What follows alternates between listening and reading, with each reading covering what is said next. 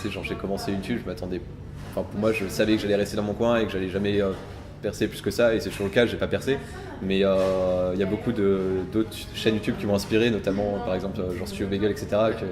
Que je kiffais à mort, et le fait d'avoir eu l'occasion de tourner avec eux, d'être avec eux. Voilà, et juste le fait de faire ça, c'est déjà un vrai kiff quoi.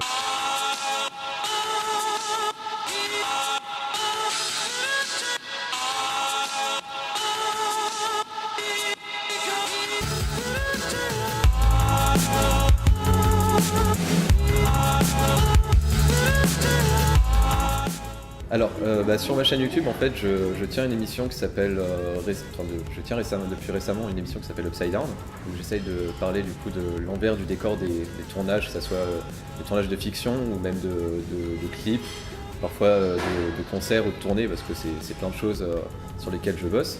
Je fais aussi des petites vidéos un peu annexes où en fait je donne des conseils pour les gens qui voudraient se lancer dans la vidéo. Donc à la fois j'essaye de faire en sorte que ça soit assez simple pour que les néophytes qui ont pas envie de faire la vidéo puissent regarder ça, mais juste pour se divertir, et que ça puisse les intéresser et découvrir 2-3 trucs même s'ils n'ont pas de vidéo. Et à la fois pas être trop simpliste, genre pas faire trop de vulgarisation pour que les gens qui veulent faire la vidéo puissent apprendre aussi des choses et s'améliorer aussi sur le point. Avant ça je faisais du coup pendant un an à peu près des vlogs, des daily vlogs un peu à la manière Lifestat.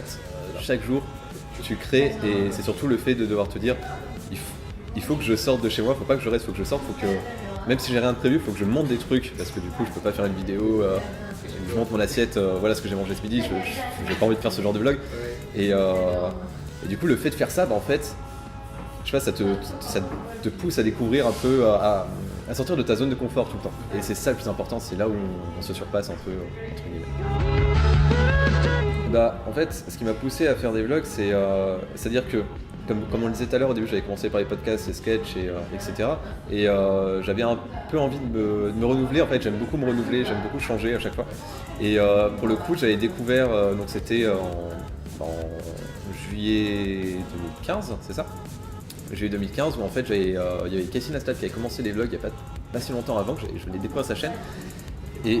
Et je trouvais que dans sa façon de faire les vlogs, je trouvais ça vachement intéressant, et je me suis dit waouh, le mec il fait un vlog par jour, mais c'est pas des vlogs vraiment banals, on voit que derrière il y a un travail de ouf, et je me suis dit si le mec arrive à faire ça, moi aussi je peux arriver à faire ça, et du coup je me suis dit allez, je vais arriver à Paris, c'est-à-dire que je devais déménager à Paris début septembre.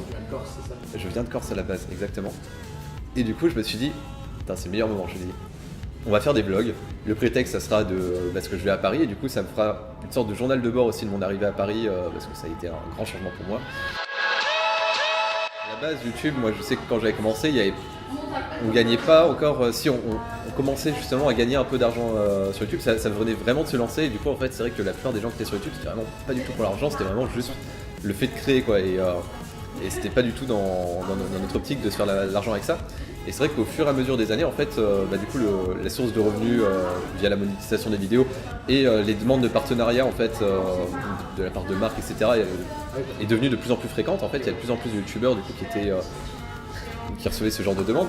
Et en fait, YouTube, c'est passé d'une plateforme créative, mais vraiment créative, à une plateforme, un moyen de se faire de l'argent, en fait, et c'est vrai que le problème, c'est que c'est un truc qu'on a toujours reproché à la télévision par exemple, ou quoi, c'était que c'était pas du tout créatif, c'était vraiment on fait des petits programmes, on met de la pub, on se fait de l'argent, et c'est des trucs vraiment très simples, très abrutissants, comme la télé-réalité, etc.